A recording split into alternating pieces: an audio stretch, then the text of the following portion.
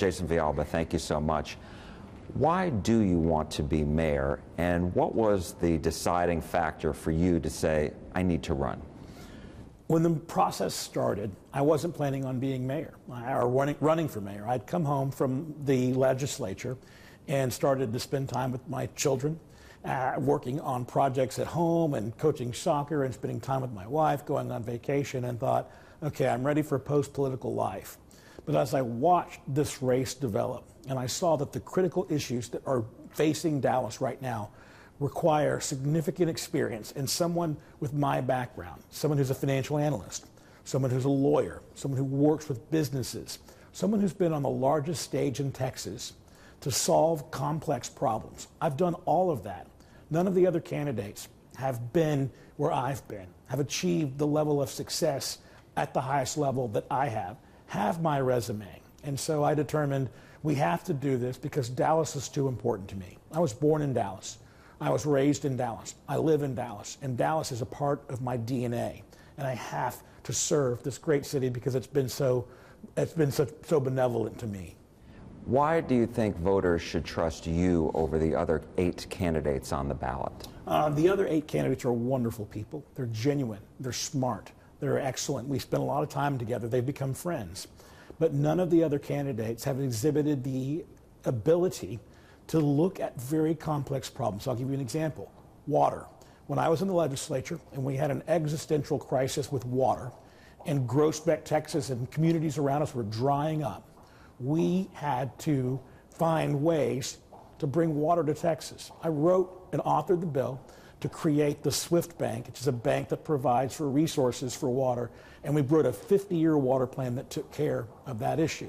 That's the kind of experience I bring to this. I have legislation after legislation after legislation that has solved big problems for Texas, and I can continue to bring that kind of common sense downtown. What is the essence of your campaign? The essence of my campaign is what I call the power of our community. You know, I grew up here. My parents were poor Latinos in Oak Cliff, Texas. My grandmother still lives there. But because of the power of our community, they were embraced, and I was embraced.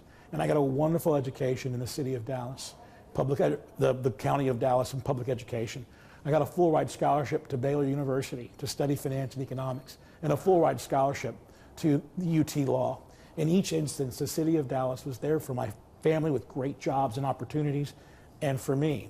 So I want to be able to provide those same opportunities for my 3 children who attend DISD public schools, and to my family and my neighbors and my relatives who are all looking for good jobs here in Dallas. So the essence of my campaign is to empower people, just like I was, by this great and wonderful community. If you are elected, what is the very first thing you would like to accomplish? I think we have to address public safety, number one.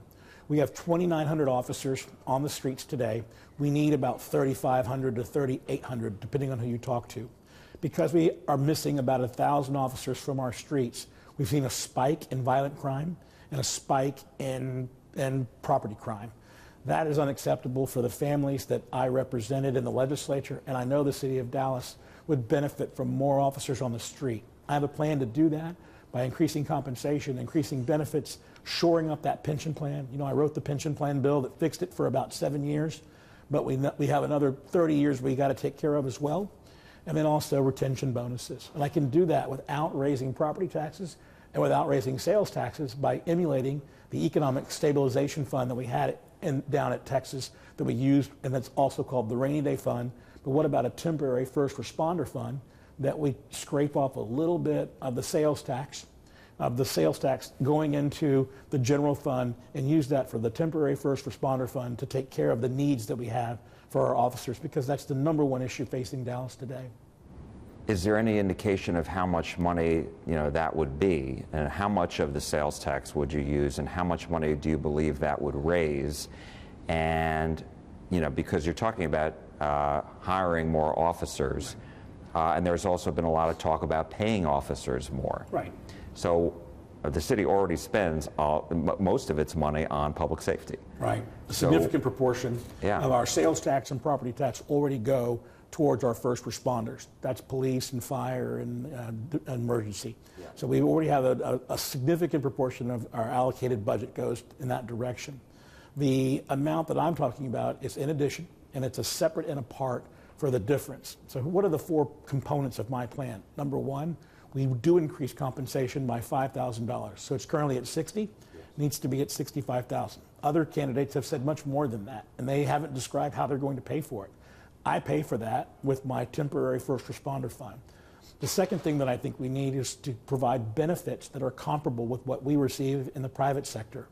Our officers don't receive those today. Most officers that are married and their spouses work, they're on their spouse's health care plan.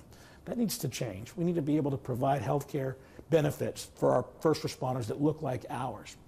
I believe that the retention bonus will also save us some money. I think that pays for itself because the backfill that goes in with respect to the training expenses that we don't have to incur would pay for any retention bonus that we need to keep officers here for more than 3 years.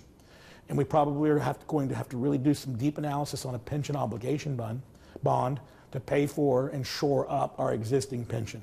The pension management works now, but the money that's necessary to provide for those pension benefits going out into the future is going to require some additional cash infusions.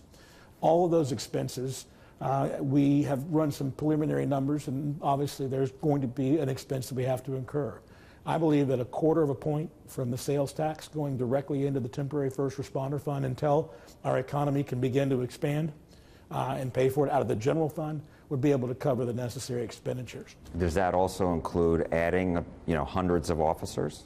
Well, yeah, that would. So when you have those four components met, the compensation, the benefits, the retention bonuses, and the pension plan, right, those four benefits would bring the 1,000 officers on board. And that would all pay for it, just that 1/4%. Well, remember, we have the general fund access already. Right. This is an additional amount on top of that for the difference between the amount that we currently have in the general fund and the amount that we need to deal with this. Now, most people will ask the following question. Well, if you do that, Jason, that means you're going to reduce the general fund for other items like parks and recreation and sanitation and streets. And I say the number one duty of our city is to prepare and keep our individuals and the citizens and residents safe.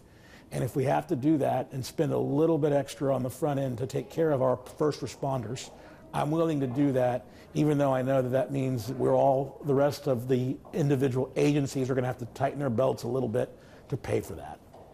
Wanted to ask you about property tax reform that's going on in Austin as we speak, and I'm wondering what would a Villalba administration do with regards to property taxes? In other words, are you going to try to hold the line and have the city council try to lower the rate to make up for some of the increases in people's valuations so that they don't have skyrocketing bills? So, as you know, there are a number of different ways that we try to ameliorate the issues on property taxes, the homestead exemption, the caps for senior citizens, trying to keep those numbers low. The one promise that I've made that none of the other candidates have made is that I will oppose and I will lobby against any increase in sales taxes or property taxes. When I say I'll lobby, I plan on being the city's chief lobbyist in Austin. Why? Because I still keep very close relationships with everybody in the House and the Senate when I serve there. And also, I'm very close to the governor, lieutenant governor, and speaker of the House. Now, of course, we'll have somebody who's paid to be the lobbyist for the city, but when it comes to that moment, when we have to fight for property tax relief for our citizens, for my mom and dad on a fixed income, then I will be at the table with the governor looking straight in the eye and saying, Governor, I recognize that we all must have property tax relief, and I'm with you on this, sir, but we also have to be concerned about major cities like Dallas. And what will work for Cleburne, Texas may not work for Dallas, Texas, just because of the scale. So can we work through this? Can we partner together?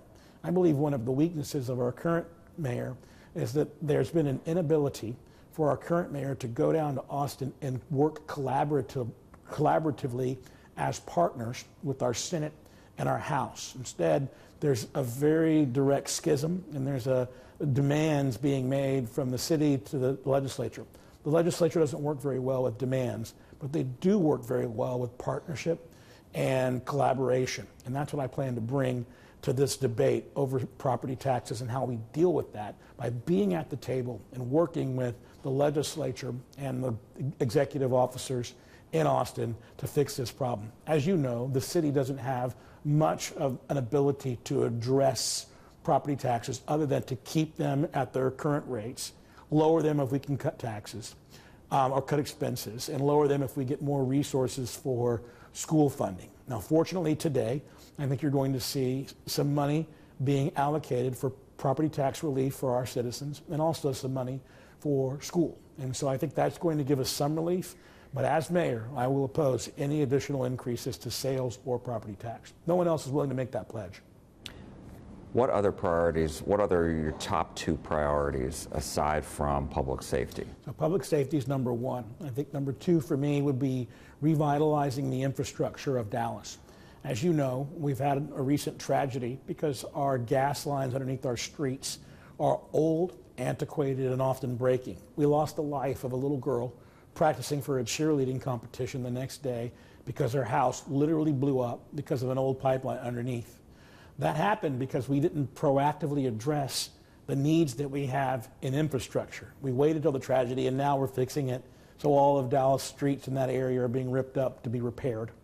What if we went back to all of our systems, right? Sewage, sanitation, water, telecommunications, signage, signaling, streets, and address them proactively over the course of time and allocated the necessary expenses that we would need over the course of time.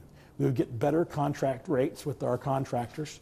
We would be able to provide for better negotiation with our public-private partnerships that pay for this, and we could have the expenditures going out over the course of time rather than at one moment in time where it costs the city and Atmos Energy $1 billion. Believe me, there's no free lunch on that. Atmos is going to go to the legislature next session and ask to raise the cost of gas.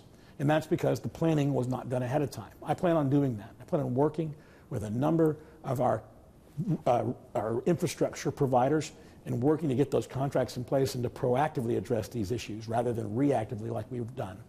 Number two, economic development. It all starts in Dallas with an expanding pie.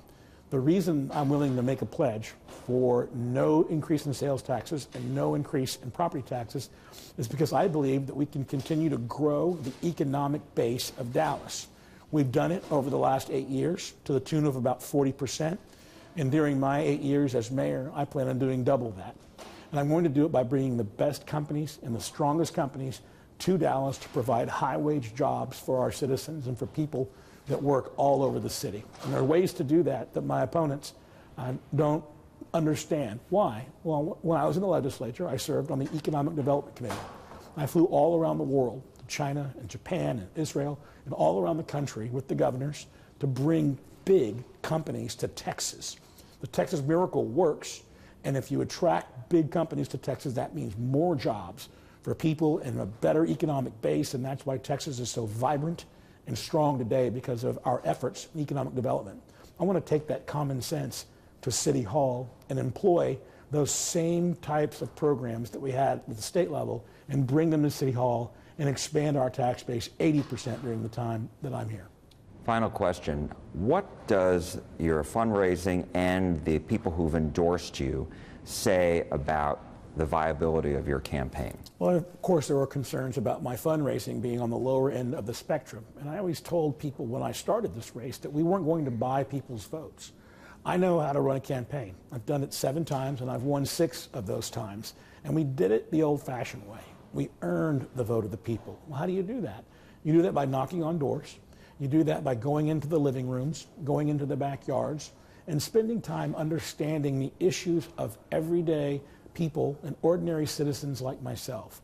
You know, a millionaire who's running for this race or someone who's funded by wealthy millionaires doesn't understand what it means to sit at the kitchen table on April the 14th and work through their taxes with their wife. They don't understand what it means to be able to save a little bit extra money so they might be able to go on vacation with the family of 5. They don't send their kids to public schools like I do. They don't go to Luby's on Wednesday night because kids eat free like I do. I understand these issues, and I understand what it means to be an ordinary Dallas resident. And that's what separates me from these other individuals, and that's why I believe in order for me to be the next mayor of Dallas, we couldn't go out and ask for people to give big dollars and do it the fancy the fancy way. We wanted to do it the way that my dad did it when he was a mechanic. We wanted to do it the way I did it when I mowed yards as a kid. We wanted the way I do it when I ran for my first State House race and won by just knocking on 25,000 doors. And that's what we're doing now. And if you look around, you see more of our signs than anybody else. If you look around, you see more people endorsing us on our website than anybody else. If you look at all the polls online, you see that we're the highest in all those polls. It's not because of the fact that I'm spending lots of money. It's because we're meeting those people and talking to them, just like we're talking here about the issues that impact them most. We are very confident that we're going to make it to the runoff. Now in the runoff, the conventional wisdom is that a person that used to be a Republican or stands as a Republican or a conservative can never win in Dallas because they saw what happened in November. When I say potholes and telephone poles aren't Republican or Democrat, what people want is common sense. They want good leadership. They want somebody who's done it, and they want somebody who has skins on the wall to prove that they can find solutions to very complex problems. I'm the only one in this race that's done it, and I've done it over and over again, and I've been awarded for doing it. So we're very comfortable going into this race, even though I know some people might roll eyes at the amount of money that we raised. Jason Villalba, thank you so much, and good luck to you. Thank you. God bless you. Thank you very much. Absolutely.